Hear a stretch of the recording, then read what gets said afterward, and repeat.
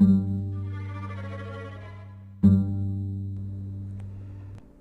and welcome to the second episode of PhenomenaTelevision.com. We're happy that you came back. My name's Alejandro Rojas. I am the Director of Public Education for MUFON, and I'll be your host for this evening.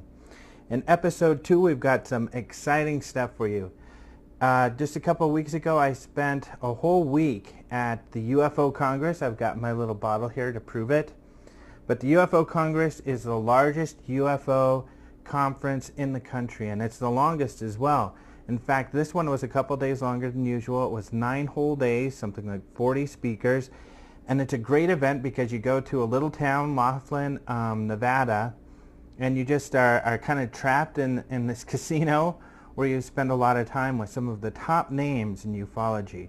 So I was lucky enough to get a lot of great interviews, and this episode is mostly going to consist of some of those interviews. Some of the people that we'll be talking to today are Phyllis Galdi.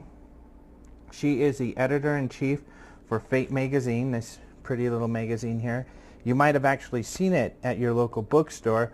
Very popular magazine on the paranormal. It's actually been around since the 40s, so it's also the longest running paranormal magazine. Phyllis Galdi has been running it for quite some time. She's actually also a publisher, so she publishes quite a few different books on the paranormal. But we got to talk to her, and she's a very neat person, very insightful on the paranormal. So we'll take a look at what she has to say in just a minute. After that, you're going to hear from Wendell Stevens. He's actually a retired lieutenant colonel from the United States Air Force. He's going to talk about what got him into UFOs, and he had some extraordinary experiences while he was in the Air Force that got him involved in this sort of thing. And now he really specializes in cases of ET contact. So many of you might have heard of a Swedish gentleman by the name of Billy Meier. Some of the most famous UFO photographs come from Billy Meier, and Wendell Stevens has been one of the primary researchers on that case, as well as others. So we'll talk to him, and he'll give us a lot of insight into that. The next person we're going to talk to is Santiago Iturria Garza. He's from Mexico. He's a researcher and an investigator. He actually hosts his own television program on UFOs with the very famous Jaime Maussan.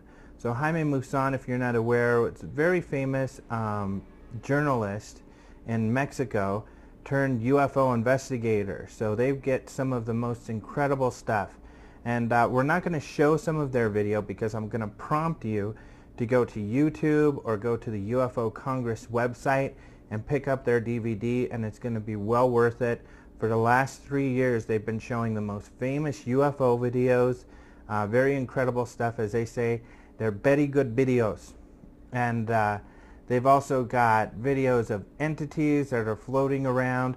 And in this latest 2008 talk that they did at the UFO Congress, they had lots of NASA video. So really incredible stuff. We'll talk to him about Mexico, why he thinks Mexico is such a hot spot, and 2012, because of course everybody's very interested in the Mayan 2012 prophecies. Finally, we'll speak with Richard Dolan, who's very hot in the UFO industry right now. He is a historian. He's been on plenty of television documentaries lately. Once you see his face, you're going to recognize him. He had his own show on the Sci-Fi Channel where he was a host with many others on something called Sci-Fi Investigates, where they looked into a lot of different paranormal phenomena. Some of the people on that show were, to put it nicely, not of the same intelligence as Richard Dolan is, which isn't necessarily an easy thing because he's very intelligent and he comes across that way. But he did some really good work on that show, and he does some really good work overall. He's going to talk about disclosure, what disclosure is, what disclosure may mean for the public and you and I, and what disclosure may look like right now, or possibly with the presidential candidates that who one of them will be in office soon. So he'll talk about all of that. Very insightful talk with Richard Dolan. So we've got some great stuff for this episode. We don't have time for any paranormal news on this episode because we're going to get right into these great interviews. And on our next episode, we've got Even more exciting stuff. One of the interviews I got out there at the UFO Congress was with a woman named Dolores Cannon. She's been a abduction therapist for a long time, decades, and actually she gets a lot of information herself that she feels comes from elsewhere, and she's going to share some details on that. And then we're also going to have an interview with Travis Walton. Rick Nelson, the proprietor of the Paranormal Research Forum, is going to be back to do an interview with Travis Walton. Travis Walton is probably the most famous person with an abduction experience. There was a movie made called Fire in the Sky that somewhat gives some of the information of what had happened to him in the background there.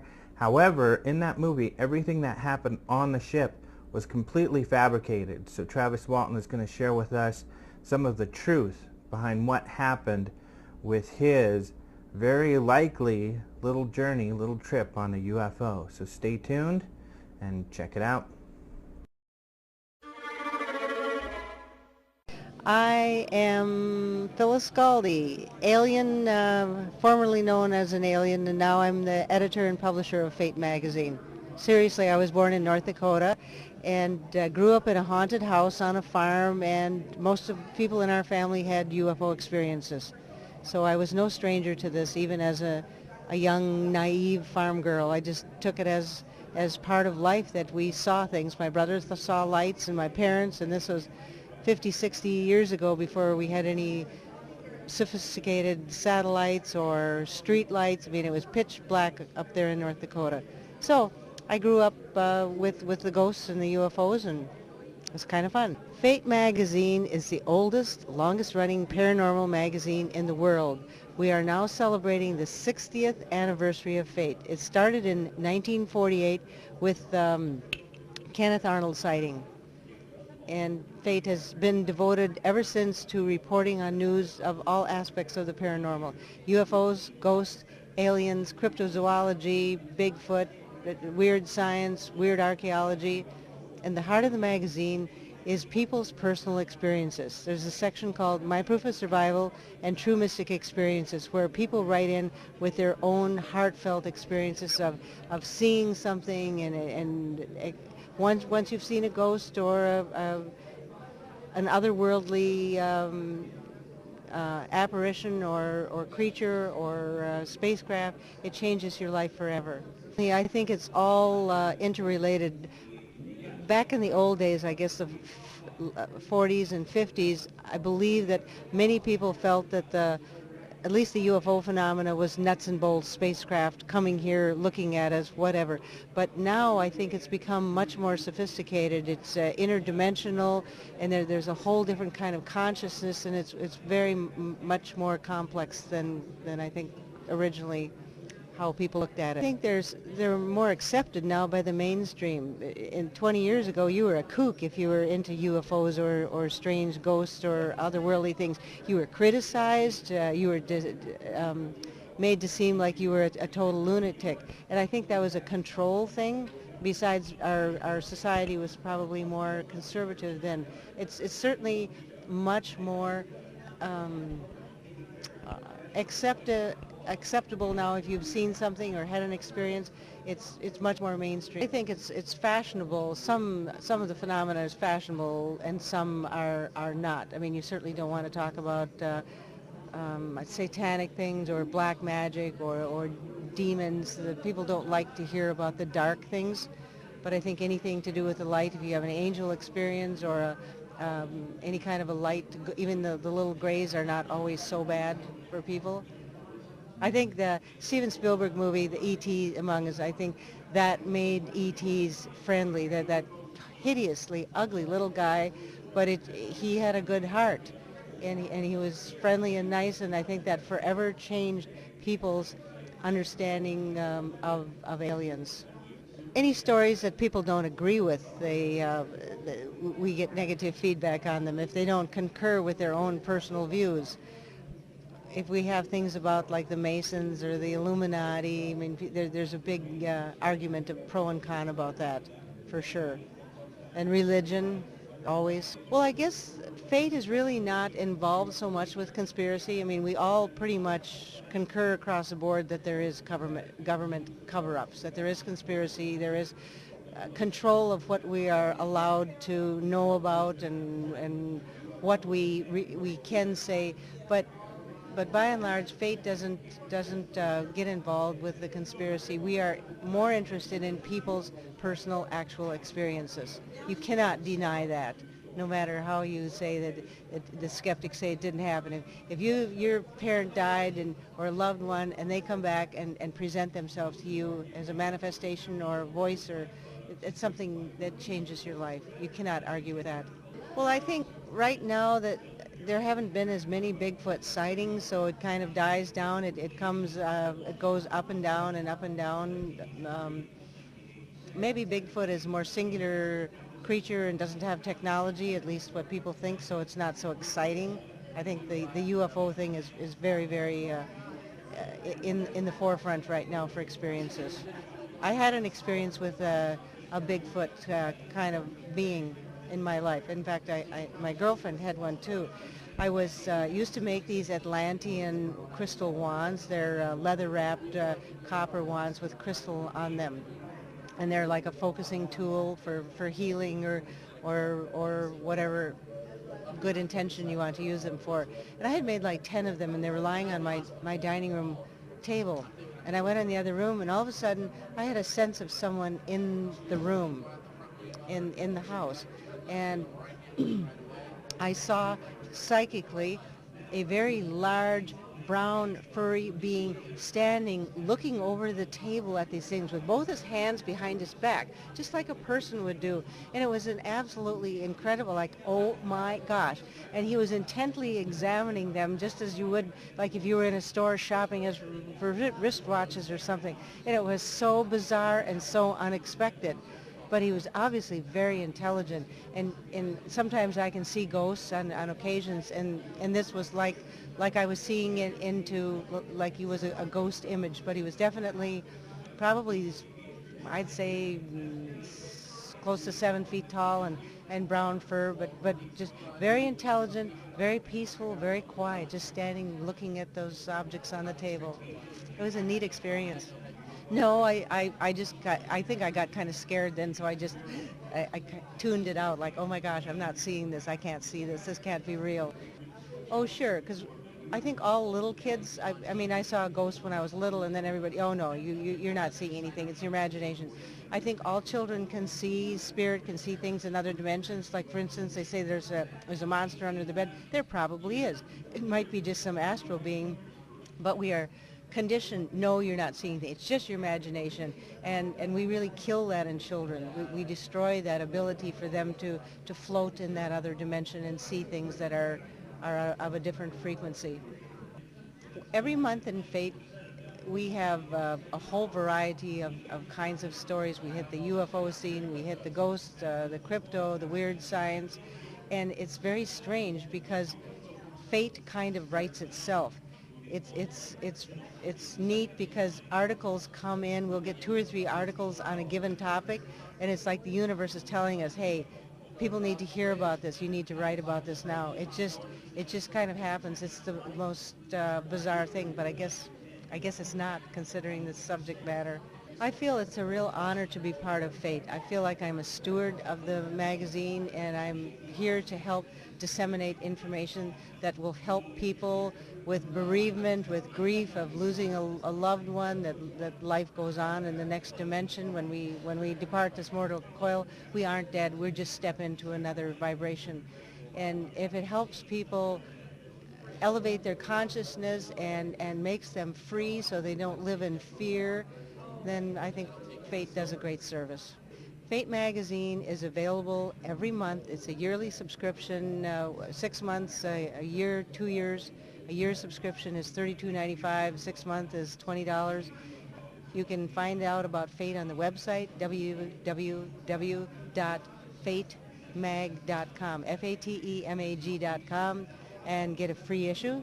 Just check it out, see if you like it. Or you can call our 800 number, 1-800-728-2730. Okay, my name is Wendell Stevens, Lieutenant Colonel, United States Air Force. I became interested in the UFO phenomena when I was collecting information for the Air Technical Intelligence Center, and then I came up for a normal rotational assignment overseas. It turned out to be Anchorage, Alaska, where I found myself in charge of a team of special, highly classified technicians from my old Wright Field that were installing special equipment aboard the B-29s, flying their target profiles to collect data on this new anomalous aerial phenomena that was being reported in the North Arctic regions. And it was so spectacular. They came on 200-foot diameter disc sitting on the ice pack on the Arctic, above the Arctic Circle, that leaped into the air and flew away with leaving nothing behind, no equipment, no stains in the snow, nothing. For us to launch a B-29, there was a sea of equipment bigger than the airplane around it and stains of all colors in the snow afterwards. This was unique because it didn't leave anything behind. And then in another case, they came on a 200-foot diameter disc sitting on the water in the Arctic Ocean that submerged and disappeared underwater. Another one like that took off and flew away. It climbed at a steep angle into the air and flew away. These would seem to be clearly beyond all technical capability of known Earth aircraft. Now, with hindsight, and after having studied the Nazi discs for years, I have discovered that in their Haunebu program, they discovered after some aliens helped them build the first vehicle that when they tried to wash it, the water didn't hit the metal. When it was under power, there was a force field around it that made it weightless in gravity, and it could fly, it could rise and descend vertically and carry no fuel. It was a remarkable piece of equipment. But when they discovered that water wouldn't wet the surface, they tried to take it underwater in a huge lake in Austria, and it flew underwater as well as it did in the air. And actually it flew faster than anything else known underwater because the water didn't wet the surface. There's no friction. The water just parted and let it through just like it did in the air. So these remarkable qualities were discovered by the Germans way back in 1940, before the war ended, just before it ended. And so with hindsight, I have to believe that it's a possibility, a remote possibility, that what we observed sitting on the water in the Arctic Ocean and submerging could have been the Russian further development of the Nazi disc, because the Russians did capture one Kugelblitz plant, Kugelblitz research facility, intact, with all the work in progress, all the engineers, all the families, all of the technicians, all the equipment and everything, and took it up into northern Siberia where they continued the development. But at the time, I thought they had to be extraterrestrial. Now I'm prepared to accept the idea that some of them might have been Russian evolutionary developments from the Nazi vehicle. Well, I think many are extraterrestrial. In fact, a well-known researcher came back from visiting MUFON in Dallas one time, and he was working in the American development programs and worked on our first developing our first discs that could fly in a rise and descend vertically and fly without Earth power and with special powers. And he came back from the MUFON group and he said, let me ask you, he said, you've investigated a number of cases of contact yourself directly. And just how many do you think might be truly extraterrestrial? How many might be Earth-made vehicles? And I said, oh, 1 or 2%, maybe 3% at the most, might be Earth-made vehicles, but all the rest would have to be extraterrestrial vehicles because the beings were different. Their morphology was different, their size was different, their appearance was different. Their craft were often similar, they're often disc-shaped craft, but they had different technologies and different equipment. I said, we're looking at different databases. I have only seen in fact, I've never had any real cases involving Earth-made vehicles. And he looked away, rolled his eyes and looked away, and I said, well, what would you think? He said, well, from my perspective, I would guess that 60, 50, 60, maybe even 70% of what is reported are Earth-made vehicles under various conditions. And maybe another 10% could be extraterrestrial, and the rest would be misperceptions or outright hoaxes. And I thought, gee, that's a big difference in our points of view. But he was working on the inside, developing the American discs, and his information was controlled to him. He was only getting information on other Earth developments, whereas I was selecting cases of extraterrestrial contact involving beings that were different from us, physiologically and everything. And so our databases were different. But it was remarkable, to me, it was astounding that he thought that number of cases might be Earth-made. And that was before I got into researching the Nazi discs and came to a conclusion that there could be developments. All of the Kugelblitz bases in Germany when the war ended, or just before it ended, there was 9 Kugelblitz research bases, UFO disc research bases in Germany. They successfully evacuated 8. We don't know where they went. Nobody has ever found one since. We think at least 1 or 2 are in the Arctic, possibly one in southern Argentina, another one in the Martin Mountains between Argentina and Peru and Chile. And we don't know where the others have gone, but they were successfully evacuated and all the equipment and operational people carried away before the war ended, except for the one the Russians got. So it's up in the air now. I am prepared to believe that the Russians succeeded in further developing the discs that they captured. Now I know that the American government has operational discs that can take off from their underground bases, fly into space, into orbit, remain in orbit, and return under their own power and go back into their underground bases undetected. And we have more than one of these operational bases in the United States. We have a couple of them deployed. So it's easily conceivable to me that the Russians are at least that far along and probably further, because they captured an operational base intact where we did not. We had to start from scratch. Yeah. Well, when the form is different from ours, the bodies are 3.5 to 4 feet tall. They have disproportionately large heads, disproportionately large eyes for the heads, no ears, small noses, fleshless lips, disproportionately long arms. Those are not human Earth developments. We don't have any Earth developments like that. The cases that I have picked for study, in every case, they involved foreign beings that were interacting directly with the human contactees and visiting them regularly and had become well known to them. One group came from Reticulum, and those Reticulans told Bill Herman in Charleston, South Carolina, they came from a twin sun system, 2 suns traveling parallel in sidereal space. When I went to the astronomers with this, they said there's no such thing as a twin sun system, that there are many binaries, and in fact there's a suspicion that all are binary in one sense or another. But twin suns, no, they have to be binary with a period of some kind. And then just after 20 years of looking at this, they found other twin sun systems, and we now have about 8 or 9 twin suns that the astronomers accept as not being binaries, even though they're traveling together in space. So the Reticulans talking to Bill Herman told him that they had another space traveling race on another planet in their home system in Zeta Reticulum 1, Zeta 1 Reticulum, and they said that there was another space traveling race in Zeta 2 Reticulum at the same time. So there are 3 space traveling races traveling the cosmos from Reticulum itself, from just a twin sun system, 2 from one and 1 from another. And one of them was visiting here and left a lot of information.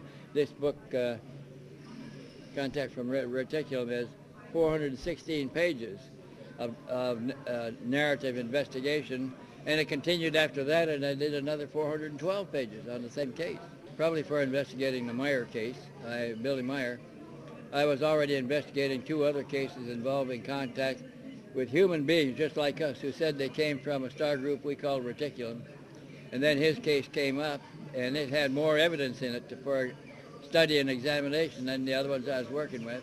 So I concentrated on that to collect as much evidence as possible for scientific evaluation.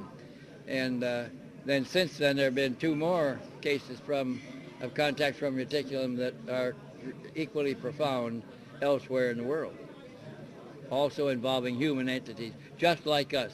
In fact, they said that we come from a common ancestry, And in all 5 of these cases, they said that they figured in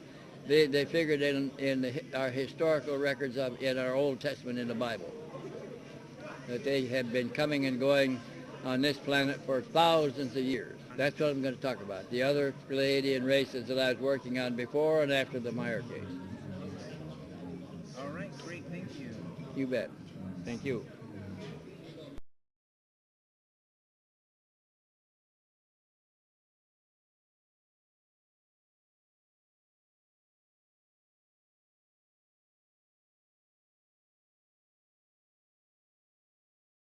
Yes, I'm Santiago Iturria from Mexico, UFO researcher. Have been working in the UFO research since 1974, and I've been traveling also. I have been in England, and I'm right now here at the International UFO Congress in Laughlin, Nevada. I work with Jaime Maussan. We have a TV show, national television, every week, and we have also a UFO magazine, a radio show, and I have been giving lectures for the past 10 years, and I'm right now giving you this interview, Alejandro. Yes, this year in the 2008 edition of the International UFO Congress, Jaime Maussan and I are going to present our latest results of our research work for the past year, and we are going to present exclusive cases never seen before, from Mexico especially, involving alien encounters. We are very excited because this year we are going to present for the first time 5 new cases involving alien encounters documented on video from Mexico City and other cities. And also we are going to present a chronicle of the recent NASA missions that I researched, and the recent shuttle missions that involved UFO encounters or UFO sightings in space. And at the same time we are going to present an update of the recent UFO sightings over Mexico, and also some very weird UFO footage from Mexico that we are very excited because they are very, very new sightings of a new kind, and we are going to share all this with our friends and audience on this lovely conference. Yes, I think that Mexico is how do you say, is a milestone country in ufology, because since 1991 we began documenting on video a lot of UFO sightings, and we got very famous because for some reason the UFO activity began increasing more and more, and at this moment we are convinced and we can prove that Mexico is the top country in the world where many UFO sightings are taking place. The UFO activity is increasing. We are now having sightings on a daily basis, and we are very excited and we are very motivated because the people is very into the phenomena, is very aware, very open-minded, and is collaborating wonderful with us, the researchers, and also the media is very into the phenomena, very open, and we are now in the best of our times in this UFO research in Mexico. Well, we began experiencing a new kind of sightings in Mexico because the people began reporting seeing strange things in the sky, not only UFOs but strange, let's say, humanoid shaped entities since 2000. And then we began receiving these evidences on video of these reports. First we started receiving a new manifestation in the skies that we name it the flying humanoids. In 2000, 2001, I introduced this phenomena interestingly, in England for the first time in the 2001, in the UFO conference by the UFO magazine in England, and then in the U.S., first before presented it in Mexico. But these cases took us by surprise because we were watching a new manifestation, not only UFOs, that we were so accustomed to see UFOs in the sky, but something different, something very strange, very weird. We began watching humanoid-shaped things in the sky. We name it flying humanoids. People in Mexico name it hombrecitos voladores. And these kind of sightings began increasing. So this was not just a single or occasional sighting, but began increasing. And in other parts of the country, Guadalajara, Monterrey, not only Mexico City. And this started a new evolution in our research work. And then we began receiving more reports of different kind of sightings, not exactly UFO sightings, but strange shaped things in the sky that we later name it like light beams or entities in the sky, or like signs in the sky, like angelic kind of beings that were being recorded by respected sky watchers like Pedro Avila and other ones. So we were having a wide variety of sightings in Mexico, not only UFOs and those enigmatic flying humanoids, but also a whole variety of rare sightings that we at first wouldn't know how to categorize them. But finally, at this moment, we can say that the most intense wave of rare sightings are taking place mainly in Mexico, and we have the evidences to show to the people, and we are trying to look for more answers each day to answer the question that we are asking to ourselves. Well, that's a very interesting question that we always have been asked. Why Mexico? What is so special of this country that has so many UFO sightings and those weird sightings and those weird stories and those wonderful and exciting cases? But I must say that, first of all, we officially don't know exactly, but we have some clues about it, because as our background is suggesting, we have some wonderful cultures like the Mayan culture in our background.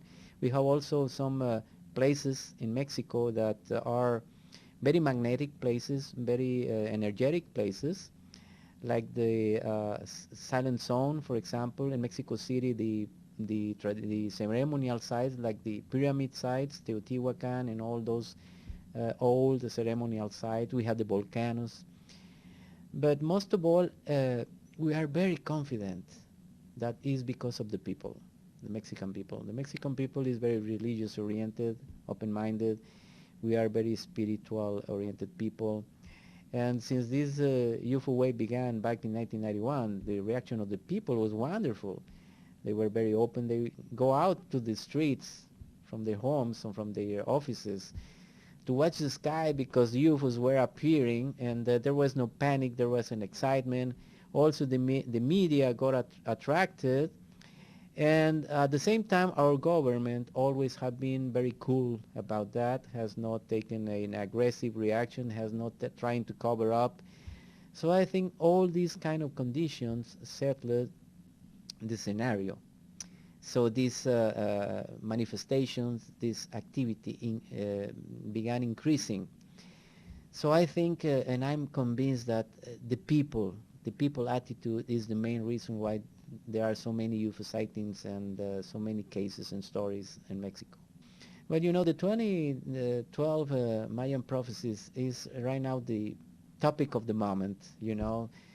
Of course, we have been discussing so much about the global warming of the world, and other issues, and also the Mayan prophecies that all the time have been very popular among people, now is taking more interest, not only about among the people, but also among the scientists and the researchers.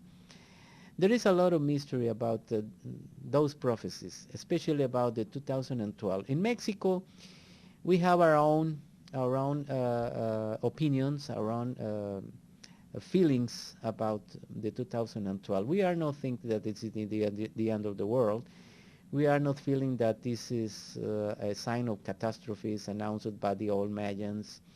We are feeling that indeed this is, like the Mayans said, a change of our evolution, a change of our perceptions, maybe a change to our senses, and we are confident waiting that 2012 to come as quickly as possible, to come to a new era. You know, maybe all these sightings and all this activity and all these weird things that we are seeing in the sky are signs, true signs, that are announcing this change that will be concluded in 2012. We are confident on that, but at the end, and yet, it's still a mystery, and it will depend on every people's interpretation, what everybody can expect. In Mexico, we have the best expectation for 2012. Well, you see, at this moment is more, let's say that not to acknowledge the UFO phenomena is almost naive, you know. I mean, it's more difficult to try to ignore that UFOs exist than to understand that this is a reality. I mean, there is no question about it. The UFOs exist. This is a reality. We have been more than 15 years witnessing UFO activity. We have scores of evidence stories documented on video, not only by normal people, but also by authorities, military, all over the world. So I think that at this moment, the UFO phenomena has proved, definitely has proved to be a reality, and we have learned a big deal for the past 50 years about it. And I think that in this new millennium, we have been so lucky to have survived and to see these new evidences that are appearing right now, telling us more clearly what this reality means to us.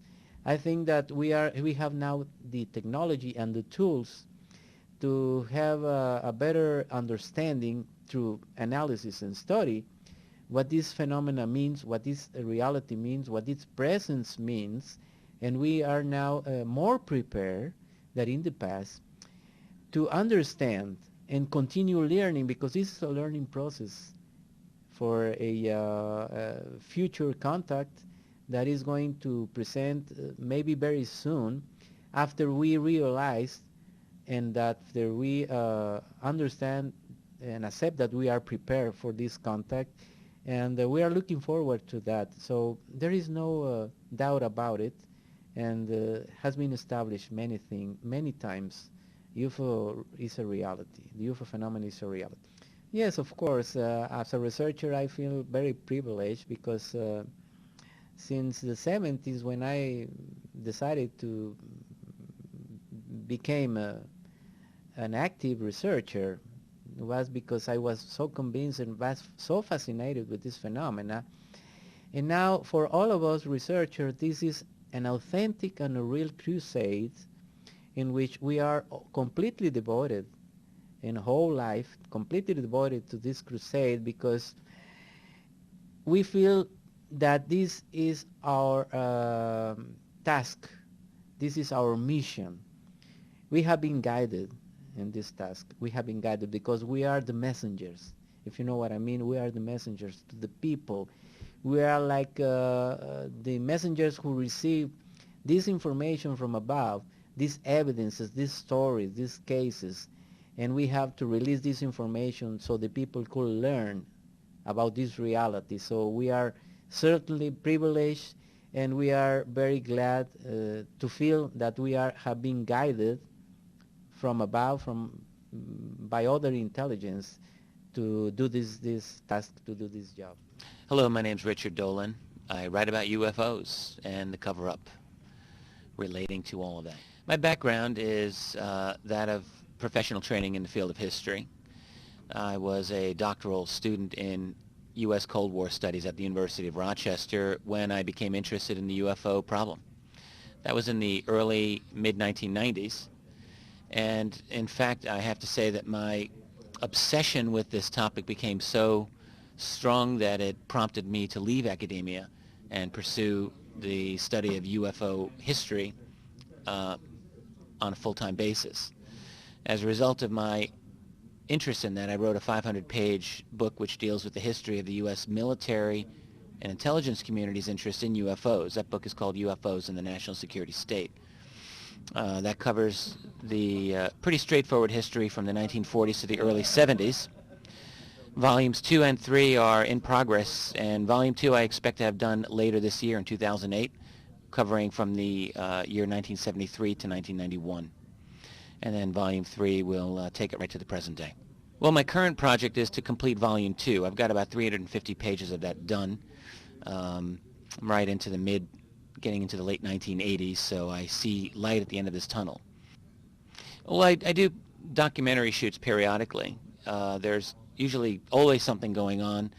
When I speak at a conference, typically there are people who are working on different projects, and sometimes they want me to put in a word or two for what they're working on. I did a television show about a year ago that aired on the Sci-Fi Channel. That was called Sci-Fi Investigates. I had a beard for that. We traveled around the country looking at all kinds of bizarre paranormal things, including UFOs and some other things too. Disclosure is an idea. And I think it's the idea most analogous to the concept of an announcement relating to the reality of UFOs.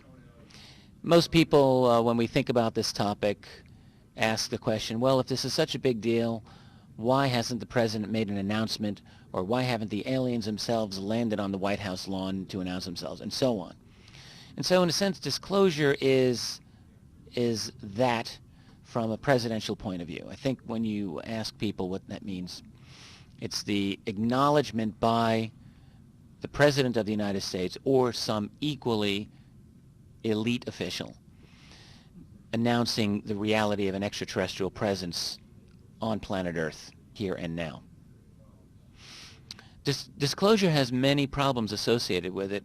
First and foremost is, can people trust the truth of any kind of disclosure coming from any political power, in particular the United States, which has been so implicated in the cover-up of this topic. We're in the year 2008. President George W. Bush is in the White House. And I think it's fair to say that the trust level within the U.S. and globally of this particular president is so low that anything that he would have to say on this would be, I think, considered problematic by a lot of people. So now if he were to say that UFOs are real and aliens are here, it's not that people might not believe that. The question is, how is this information being presented? Is it being presented with a particular spin? Is the information being given total or complete or even accurate? The thing that people have to remember about disclosure is that if and when such an event ever happens, that we can't assume that it's going to be 100% truthful. And so people who research this topic and who care deeply about the issues involved here will have to be vigilant. It's not a matter of just simply allowing the powers that be to make some announcement and then to really control the parameters of that debate. Well, for instance, if a president were to make such an announcement that ET is here, this opens up a lot of questions, because suddenly the thousands and maybe hundreds of thousands of people who have claimed to have had an alien abduction experience, suddenly these people might seem to be a little more credible than they were in years past. And so it's going to be necessary for, accurate and complete information on abductions to be forthcoming. Also, issues concerning alien technology that might be in the possession of ultra-secret human groups. This has long been an issue among UFO researchers. It may not be an issue that the general public is really familiar with, but certainly if UFO ET reality becomes known or acknowledged in our society, then we have to start asking what kind of advanced technology has been in the possession of secret military and industrial complexes. And if so, could any of these help us right now in our civilization? I mean, we're paying a lot of money for gasoline these days. The future of petroleum availability is in doubt by many people. And so whatever these objects, these UFOs, are using to propel themselves, we have to assume it's not high-octane gasoline, but something a lot more sophisticated. And so it's going to be very important to get to the bottom of these. And then there are a host of other issues. What if we discover that some of these extraterrestrials look like us, or maybe live among us? This has been discussed by a lot of people. It's been claimed by a lot of individuals who say they have knowledge on it. What if that's true? That can really complicate our politics dramatically, to suspect that, you know, your next door neighbor or some other person that you may not like might be one of them. You have the possibility of a kind of a witch hunt coming up. Or what if we learn that they have been manipulating us in various ways, that these non-humans are somehow manipulating human culture? What if we learn that some of them are really wonderful, or they're here to help us? These are all issues that are possible. And so it's going to be necessary to be vigilant and not just blindly accept anything that the government's going to tell us on disclosure. But the key is getting a disclosure to begin with, because once that occurs, then in a sense that gives permission to our major institutions, academia, the scientific community, the world journalism community, to begin to look into this and ask some questions and hopefully get some results in terms of information. Up till now, there have been a lot of dedicated researchers in the UFO field, but the fact is they have no funding to allow them to do what they do, and a lot of these people do this in their part-time to the best of their ability, but it's very difficult for any person to do this on a professional full-time basis. And so disclosure will allow the major institutions of this world to start digging into this issue and maybe getting some forward motion going. Well, citizens, you know, we talk about being vigilant, but that simply means that it's each person's obligation to educate themselves to the best of their ability on not simply the topic of ET or UFOs, but overall, to actively hunt down for information, not just simply accepting mainstream pre-chewed news that, you know, there was a study done years ago during the first Gulf War in which the University of Colorado learned to their dismay that the more TV news somebody watched, the less they actually knew about the issues pertaining to the Gulf War. So there was an inverse relationship. And they said, well, this is a great failure of American news journalism. Well, in a way, you could look at it that way. But you could also look at it as really not a failure if the goal of TV news was simply to get viewers, not necessarily to educate. If the goal is to just get ratings high, well, they've done very well. So, in other words, not just trusting your television and not just trusting your mainstream AOL news server, but it is necessary to be active and to educate oneself. Regarding the UFO issue, there are some very good sources of information. One thing that I encourage people to do is to hunt down the legitimate, provable government documents that exist on this topic. They are easy to find. There's one computer network called CUFON, Computer UFO Network. They have a nice collection of proven Freedom of Information Act documents pertaining to UFOs. There's a very good website called the Black Vault, by John Greenwald, who has thousands and thousands of government documents, many of which pertain to UFOs. Now, it's not always fun or easy to go through reams of documents, but I think it's not a bad place to start. There are some very good websites and books. I do think that my own book, UFOs and the National Security State, is a good first book for people to read in order to get acquainted with the general history of this phenomenon and the cover-up that's associated with it. It's really not clear to me which political party is more open to disclosure on UFOs than the other in the United States, whether it's a Democratic or a Republican thing. It's easy for people to think that, oh, well, a Democratic administration might be more liberal in terms of releasing information on UFOs. It has happened historically that in the Carter and Clinton administrations that there was more openness on government documents, many of which pertain to UFOs. So both of those administrations were actually beneficial for UFO researchers. But it's also true that behind the scenes in the Republican administrations of Ronald Reagan, and I believe George Bush Sr., that there were initiatives behind the scenes to at least explore the possibility of official government disclosure on UFOs. Now, it's my understanding that, these were stopped as they got to a certain level. But now for future presidential administrations, an administration that follows the Bush administration, what is the best likelihood? Is it Barack Obama, Hillary Clinton, or John McCain? I think it's impossible to know, honestly. Hillary Clinton clearly has had a connection with the UFO issue through Lawrence Rockefeller. And this now is absolutely confirmable. Some of the information that's come out of the Clinton archives confirms that Hillary Clinton was meeting with Lawrence Rockefeller in 1994-95 when Lawrence Rockefeller was absolutely adamant about pushing the UFO initiative. Bill Clinton also was meeting with Lawrence Rockefeller. So would that mean Hillary is more interested in promoting disclosure? Well, not necessarily. It's really hard to know. She's never, ever really talked about this publicly. Obama has not given any indication that he is particularly interested in this topic.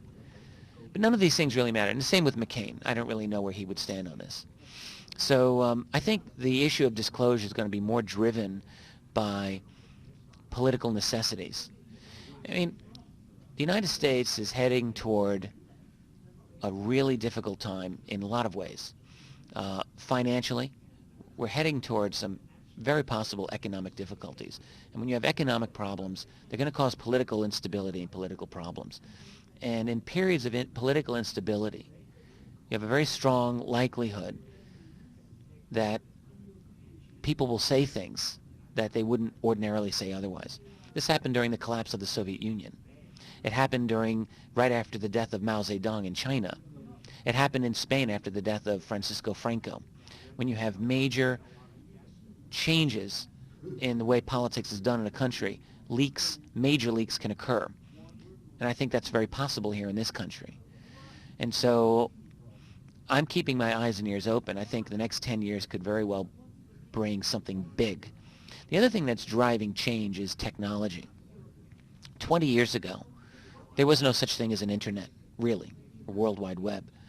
It was an unforeseen development. And the growth of the internet has been absolutely critical in helping to open up the UFO issue. Because what we're discovering is that it's impossible to hide this information when you have an internet. Now, what will the next 10 years in technology bring? We really have a hard way of knowing this. But I think that we're in a very, very great state of flux in terms of our technology. And so that I think at the end of the next 10 or 20 years, we're going to have a society that looks very different than how it looks today. And so what's the specific engine of change, the specific engine of disclosure? I have no idea.